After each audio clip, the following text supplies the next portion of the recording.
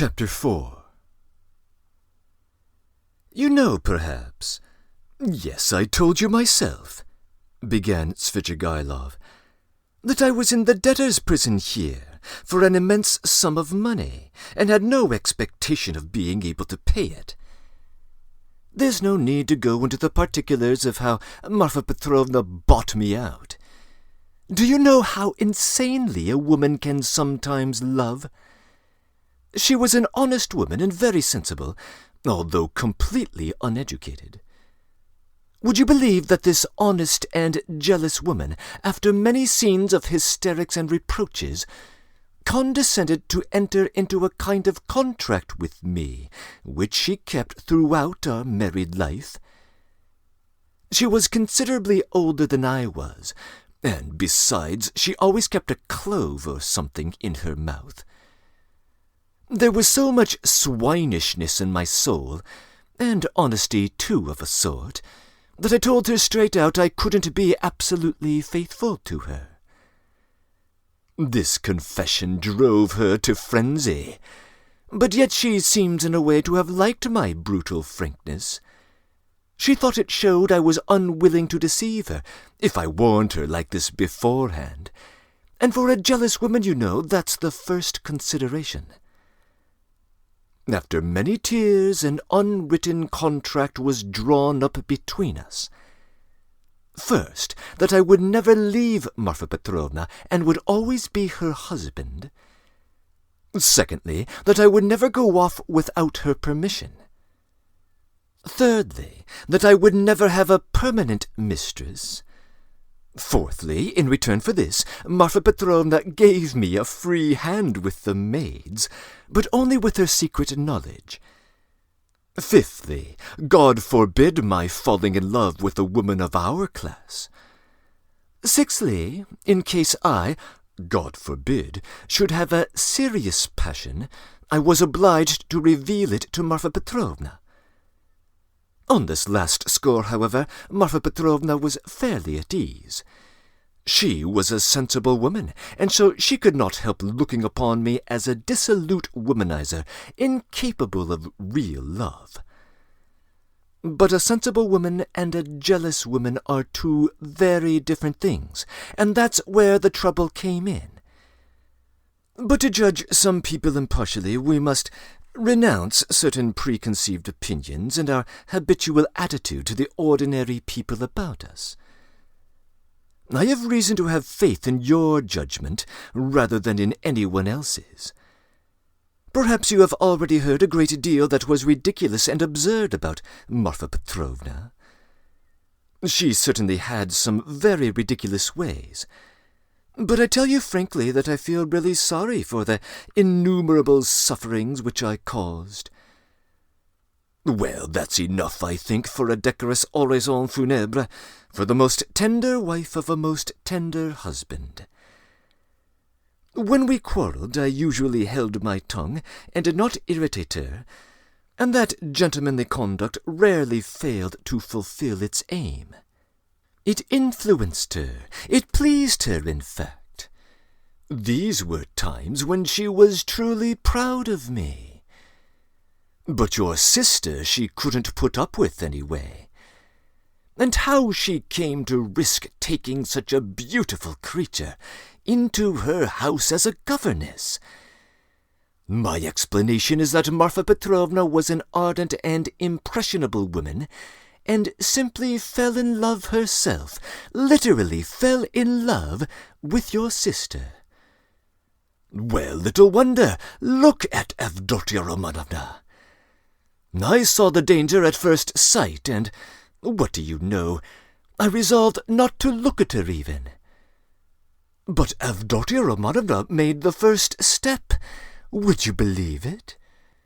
Would you believe it, too, that Marfa Petrovna was actually angry with me at first for my persistent silence about your sister, for my careless reception of her continual adoring praises of Avdotya Romanovna?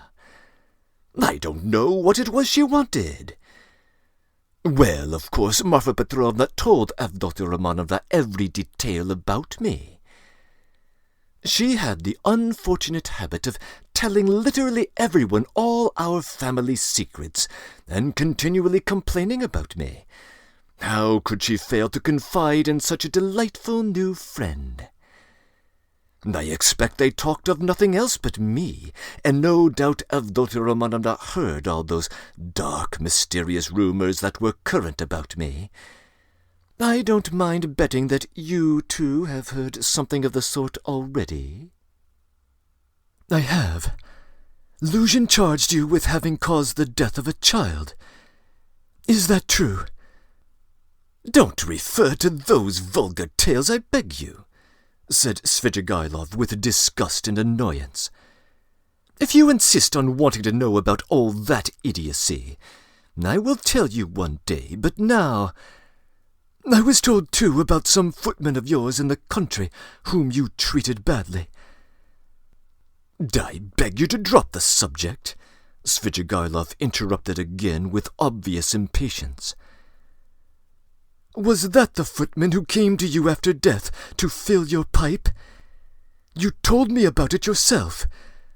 Raskolnikov felt more and more irritated.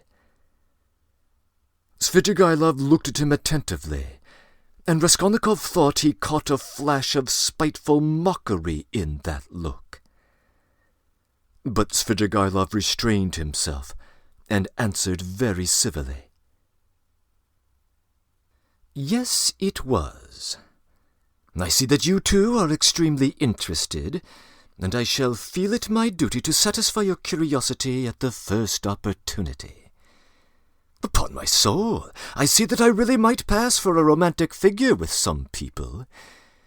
Judge how grateful I must be to Marfa Petrovna for having repeated to Avdotya Romanovna such mysterious and interesting gossip about me. I dare not guess what impression it made on her, but in any case it worked in my interests.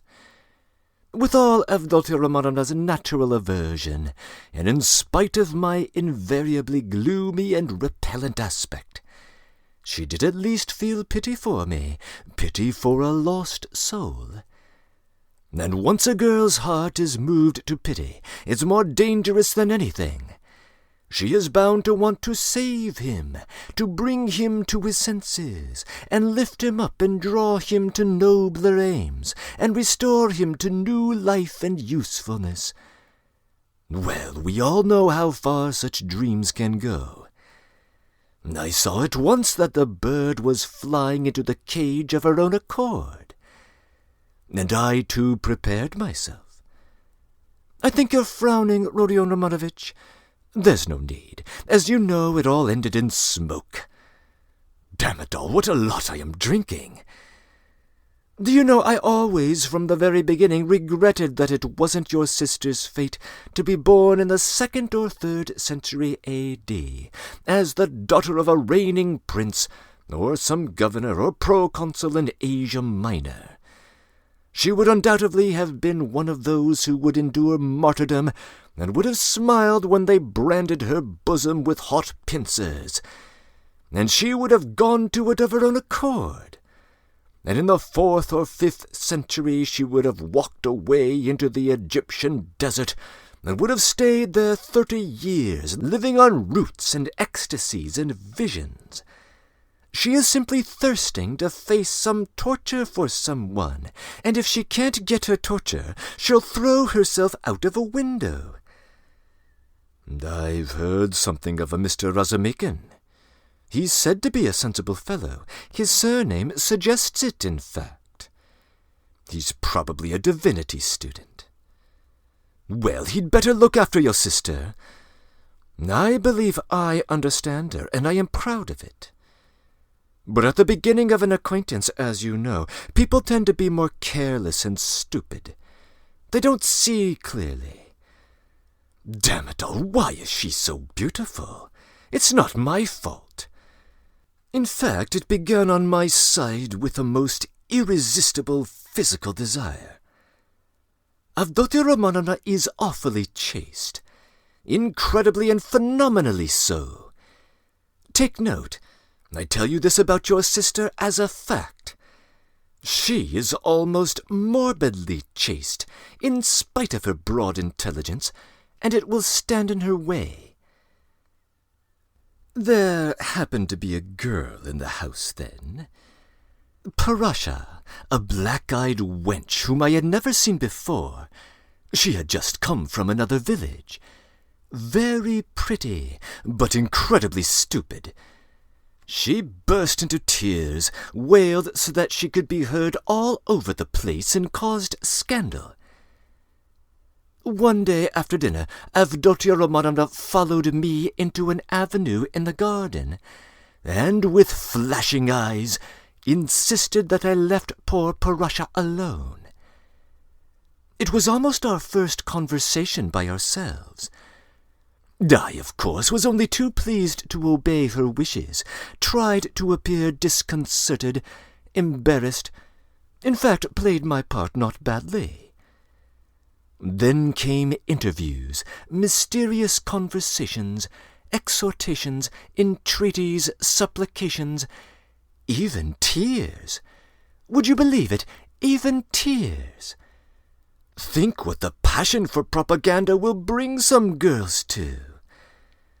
I, of course, threw it all on my destiny, posed as hungering and thirsting for light, and finally resorted to the most powerful weapon in the subjection of the female heart, a weapon which never fails. It's the well-known resource, flattery. Nothing in the world is harder than speaking the truth, and nothing easier than flattery. If there's the 100th part of a false note in speaking the truth, it leads to a discord, and that leads to trouble. But if everything to the last note is false in flattery, it is just as agreeable, and is heard not without satisfaction. It may be a coarse satisfaction, but still a satisfaction. And however coarse the flattery, at least half will be sure to seem true. That's so for all stages of development and classes of society. A Vestal virgin might be seduced by flattery. I can never remember without laughter how I once seduced a lady who was devoted to her husband, her children, and her principles. What fun it was, and how little trouble! And the lady really had principles of her own anyway. All my tactics lay in simply being utterly annihilated and prostrate before her purity. I flattered her shamelessly, and as soon as I succeeded in getting a pressure of the hand, even a glance from her, I would reproach myself for having snatched it by force, and would declare that she had resisted, so that I could never have gained anything but for the fact that I was so unprincipled. I maintained that she was so innocent that she could not foresee my treachery, and yielded to me unconsciously, unawares, and so on. In fact, I triumphed, while my lady remained firmly convinced that she was innocent, chaste, and faithful to all her duties and obligations, and had succumbed quite by accident. And how angry she was with me when I explained to her at last that it was my sincere conviction that she was just as eager as I. Poor Marfa Petrovna was extremely susceptible to flattery, and if I had wanted to, I might have had all her property settled on me during her lifetime. I am drinking an awful lot of wine now and talking too much. I hope you won't be angry if I mention now that I was beginning to produce the same effect on Avdotya Romanovna. But I was stupid and impatient and spoiled it all. Avdotya Romanovna had several times, and one time in particular, been greatly displeased by the expression of my eyes. Would you believe it? There was sometimes a light in them which frightened her, and grew stronger and more unguarded, until it was hateful to her. No need to go into detail, but we parted. There I acted stupidly again. I started jeering in the coarsest way at all such propaganda and efforts to convert me. Parasha came onto the scene again, and not she alone. In fact, there was a serious incident. Rodion Romanovich, if you could only see how your sister's eyes can flash sometimes. Never mind the fact that I'm drunk at the moment and have had a whole glass of wine. I am speaking the truth. I assure you that this glance has haunted my dreams. The very rustle of her dress was more than I could eventually stand. I really began to think that I might become epileptic. I could never have believed that I could be moved to such a frenzy. It was essential indeed to be reconciled, but by then it was impossible. And imagine what I did then. To what a pitch of stupidity a man can be brought by frenzy. Never undertake anything in a frenzy, Rodion Romanovich. I reflected that Avdotya Romanovna was, after all, a beggar. Excuse me, that's not the word, but does it matter if it expresses the meaning? That she lived by her work, that she had her mother and you to keep. Damn it, you are frowning again. And I resolved to offer her all my money. 30,000 rubles I could have made available then, if she would run away with me here to Petersburg. Of course I should have vowed eternal love, rapture, and so on. Do you know, I was so wild about her at that time that if she had told me to poison Marfa Petrovna or to cut her throat and to marry her, I would have done it at once. But it ended in the catastrophe which you know about already. You can imagine how frantic I was when I heard that Marfa Petrovna had got hold of that ghastly attorney Luzhin, and had almost made a match between them, which would really have been just the same thing as I was proposing. Wouldn't it? Wouldn't it? I notice that you've begun to be very attentive, you interesting young man. Svidrigailov struck the table with his fist impatiently. He was flushed. Raskolnikov saw clearly that the glass, or glass and a half of champagne that he had sipped almost unconsciously, was affecting him, and he resolved to take advantage of the opportunity. He felt very suspicious of Svidrigailov. Well, after what you have said, I am fully convinced that you have come to Petersburg with designs on my sister, he said directly to Svidrigailov, in order to irritate him further. Oh, nonsense, said Svidrigailov, seeming to rouse himself. Why, I told you. Besides, your sister can't endure me. Yes, I am certain that she can't, but that's not the point. Are you so sure that she can't? Svidrigailov screwed up his eyes and smiled mockingly. You are right, she doesn't love me, but you can never be sure of what has passed between husband and wife, or lover and mistress. There's always a little corner which remains a secret to the world, and is only known to those two. Will you answer for it that Avdotya Romanovna regarded me with aversion? From some words you've dropped, I notice that you still have designs, and of course evil ones, on Dunya, and intend to carry them out promptly. What? Have I dropped words like that? Svidrigailov asked in naive dismay, taking not the slightest notice of the epithet bestowed on his designs. But you're dropping them even now. Why are you so frightened? What are you so afraid of now? Me? Afraid? Afraid of you? You should rather be afraid of me, cher ami. But what nonsense! I've drunk too much, though, I see that. I was almost saying too much again. Damn the wine. Hi there, water! He snatched up the champagne bottle and flung it without ceremony out of the window. Philip brought the water.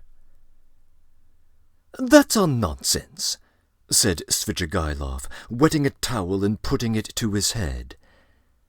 "But I can answer you in one word and annihilate all your suspicions. Do you know that I am going to get married?" "You told me so before." "Did I? I've forgotten. But I couldn't have told you so for certain, because I hadn't even seen my fiancée. I only meant to.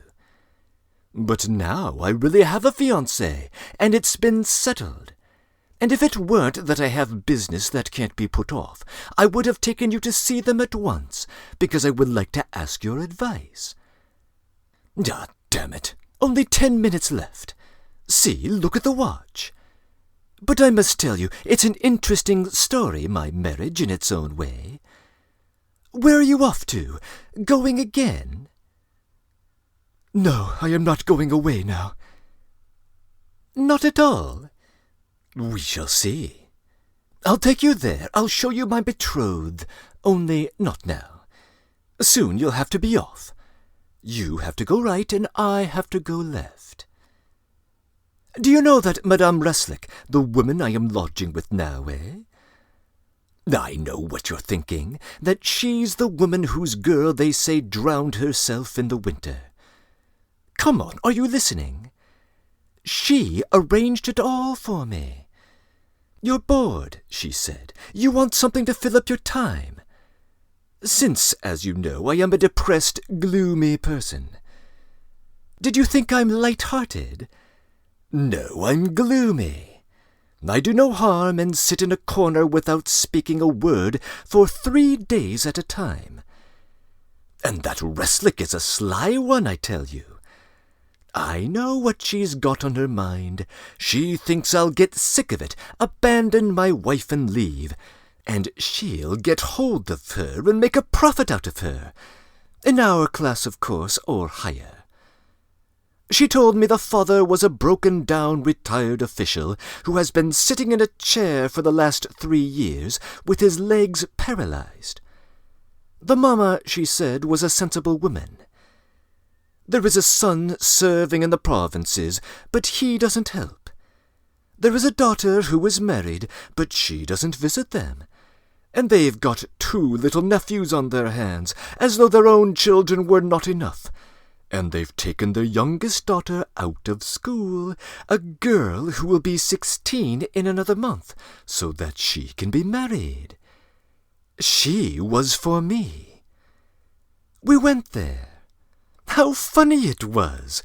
I present myself, a landowner, a widower with a well-known name, with connections, with a fortune. What if I am 50 and she is not yet 16? Who thinks about that? But it's fascinating, isn't it? It's fascinating. You should have seen how I talked to the papa and mamma. It was worth paying to have seen me at that moment. She comes in, curtsies, you can imagine, still in a short frock, an unopened bud, blushing like a sunset. She had been told, no doubt. I don't know how you feel about female faces, but to my mind these 16 years, these childish eyes, shyness and tears of bashfulness are better than beauty. And she is a perfect little picture, too. Fair hair in little curls like a lamb's, full little rosy lips, tiny feet, a charmer. Well, we made friends. I told them I was in a hurry because of domestic circumstances, and the next day, that is the day before yesterday, we were engaged. When I go now, I take her on my knee at once and keep her there. Well, she blushes like a sunset, and I kiss her every minute. Her mamma, of course, impresses on her that this is her husband, and that this is how it must be. It's just delicious. The present condition of being engaged is perhaps better than marriage. Here you have what is called la nature et la vérité. I've talked to her twice. She is far from a fool. Sometimes she steals a look at me that absolutely scorches me. Her face is like Raphael's Madonna. Do you know, the Sistine Madonna's face has something fantastic in it. The face of mournful, religious ecstasy. Haven't you noticed it? Well, she's something in that line. The day after we'd been engaged, I bought her presents worth 1,500 rubles, a set of diamonds and another of pearls, and a silver dressing case as large as this, with all sorts of things in it, so that even my Madonna's face glowed. I sat her on my knee yesterday, and I suppose rather too unceremoniously. She flushed crimson, and the tears started, but she didn't want to show it. We were left alone. She suddenly flung herself on my neck, for the first time of her own accord, put her little arms round me, kissed me, and vowed that she would be an obedient, faithful, and good wife, would make me happy, would devote all her life, every minute of it, would sacrifice everything, and that all she asks in return is my respect. And that she wants nothing more from me, no presents. You'll admit that to hear such a confession alone from an angel of 16 in a muslin frock, with little curls, with a flush of maiden shyness in her cheeks, and tears of enthusiasm in her eyes, is rather fascinating. Isn't it fascinating? It's worth paying for, isn't it? Well, listen, we'll go to see my fiancée, only not just now. The fact is that this monstrous difference in age and development excites your sensuality. Will you really make such a marriage? But of course, everyone thinks of himself, and the man who lives most gaily knows best how to deceive himself. But why are you so keen on virtue? Have mercy on me, my good friend. I am a sinful man. But you have provided for the children of Katerina Ivanovna. Though you had your own reasons, I understand it all now. I am always fond of children, very fond of them, laughed Svidrigailov. I can tell you one curious example of this. The first day I came here, I visited various places. After 7 years, I just rushed at them. You probably notice that I am not in a hurry to renew my acquaintance with my old friends. I shall do without them as long as I can. Do you know, when I was with Marfa Petrovna in the country, I was haunted by the thought of these places where anyone who knows his way around can find a great deal. Yes, I swear on my soul. The peasants have vodka, the educated young people, shut out from activity, waste themselves in impossible dreams and visions, and are crippled by theories. Jews have sprung up and are amassing money, and all the rest give themselves up to debauchery. From the first hour the town reeked of its familiar odours. I happened to be in a terrible den. I like my dens dirty. It was a dance, so-called, and there was a can-can such as I never saw in my day. Yes, there you have progress. All of a sudden I saw a little girl of 13, nicely dressed, dancing with a specialist in that line, with another one vis-à-vis. Her mother was sitting on a chair by the wall. You can't fancy what a can-can that was. The girl was ashamed, blushed, at last felt insulted, and began to cry. Her partner seized her and began whirling her round and performing before her. Everyone laughed, and I like the public, even the can-can public. They laughed and shouted, "Serves her right, serves her right, shouldn't bring children." Well, it's not my business whether that consoling reflection was logical or not. I at once fixed on my plan, sat down by her mother, and began by saying that I too was a stranger, and that people here were ill-bred, and that they couldn't recognize decent people and treat them with respect. Let her know that I had plenty of money, and offered to take them home in my carriage. I took them home and got to know them. They were staying in a miserable little hole, and had only just arrived from the country. She told me that she and her daughter could only regard my acquaintance as an honor. I found out that they had nothing of their own, and had come to town on some legal business. I offered my services and money. I learnt that they had gone to the dancing saloon by mistake, believing that it was a genuine dancing class. I offered to assist in the young girl's education in French and dancing. My offer was accepted with enthusiasm as an honor, and we are still friendly. If you like, we'll go and see them, only not just now. Stop! Enough of your disgusting, nasty anecdotes, you vile, depraved man! Schiller! You are a regular Schiller! Oula vertu va-t-elle cynique? But you know I shall tell you these things on purpose, for the pleasure of hearing your outcries. I dare say. I can see I'm ridiculous myself, muttered Raskolnikov angrily. Svidrigailov laughed heartily.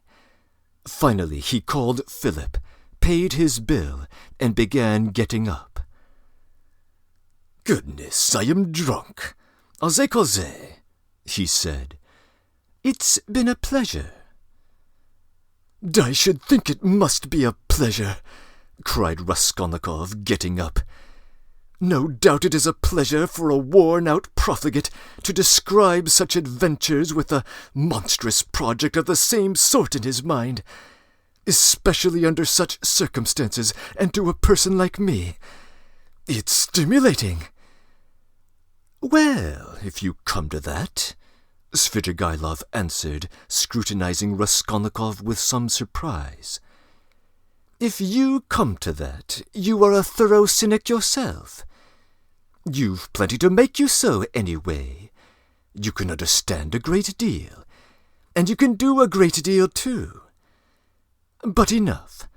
I sincerely regret not having talked to you more, but I shan't lose sight of you. Just wait a bit." Svidrigailov walked out of the restaurant. Raskolnikov walked out after him. Svidrigailov, however, was not very drunk. The wine had affected him for a moment, but it was wearing off every minute. He was preoccupied with something of importance, and was frowning. He was apparently excited and uneasily anticipating something. His behavior towards Raskolnikov had changed during the last few minutes, and he was ruder and more sneering every moment. Raskolnikov noticed all this, and he too was uneasy. He became very suspicious of Svidrigailov and resolved to follow him. They came out onto the pavement. "You go right and I go left, or, if you like, the other way. Only adieu, mon plaisir, may we meet again." And he walked right towards the Haymarket.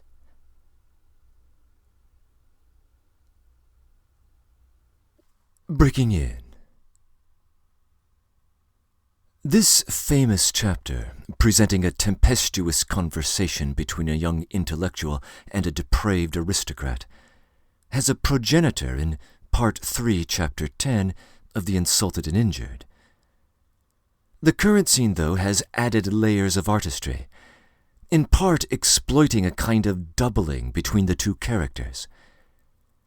Indeed, Raskolnikov's unconsciously arriving at the place at all in the prior chapter seems to be almost like magnetic attraction, although of course Svidrigailov has another explanation for it. The connection between the two will require further comment later. This chapter doesn't fully reveal everything about Svidrigailov's backstory, but we have more than enough to form at least a partial judgment of his character. We still don't know whether he killed his late wife. He is also cagey about what happened with 2 other deaths for which Luzhin had blamed him back in Part 4, Chapter 2. Luzhin accused him for the suicides of both his servant Philip and a young deaf and dumb girl who had been under Madame Reslick's roof. Luzhin claimed that each had hung himself or herself, although here Svidrigailov says the latter drowned herself in the winter, and doesn't identify her as deaf. The fact that he impatiently cuts off conversation on these 2 subjects is of interest, given just how open and exultant he is about other episodes of his licentiousness. It appears that Madame Reslick, with whom Svidrigailov is lodging, is a procuress. Her plan is to set up the marriage, which the poor bride's family will accept out of desperation, wait until Svidrigailov abandons her, and then turn the young woman into a high-end prostitute, who could make money off of other aristocrats, with the madam herself taking the largest cut. Naturally, Svidrigailov is perfectly indifferent to all this, which indicates that he might have similarly dastardly motives with the 13-year-old girl whom he rescued from the dance house. And that in turn casts a bit of doubt over his rescuing of the Marmeladov family. What exactly might his aims there be? As he celebrates his amorous adventures with his current teenage target, he claims that he is exhibiting la nature et la vérité. This is a reference to Rousseau, which also pops up in Notes from Underground. Rousseau held that man was good by nature, and in his book Confessions attempted to present himself as honestly as possible in nature and in truth. Here, Svidrigailov is cynically using Rousseau to license all his earthly instincts as both natural and good. It's not the kindest reading of Rousseau, but it is in keeping with Dostoevsky's opinion of the man. Svidrigailov also makes brief mention of Razumikin's surname, saying that the name suggests he's a sensible fellow. He is right. The term razum in Russian means something like intelligence. This is not the first time attention has been called to his name. Back in Part 2, Chapter 3, Razumikin himself makes an obscure joke about it, referring to himself as Vrazumikin instead of Razumikin. That is, one who brings others to sense rather than one who is intelligent himself. When Svidrigailov says that Dunya, if she were living in an earlier era, would walk into the Egyptian desert and live the life of a religious ascetic, he is referring to Mary of Egypt, a saint who lived in the 6th century. In fact, Svidrigailov's description of Dunya in this chapter closely resembles Porfiry Petrovich's description of Raskolnikov a couple chapters ago, when Porfiry calls him the sort of person who would smile at his torturer if he had found faith in God. Raskolnikov appears to have a double in his sibling as well. Of course, there are limits to every comparison. Rodion Raskolnikov could bring himself to kill a worthless human being. We might wonder whether Avdotia Raskolnikova could do the same. End of comments.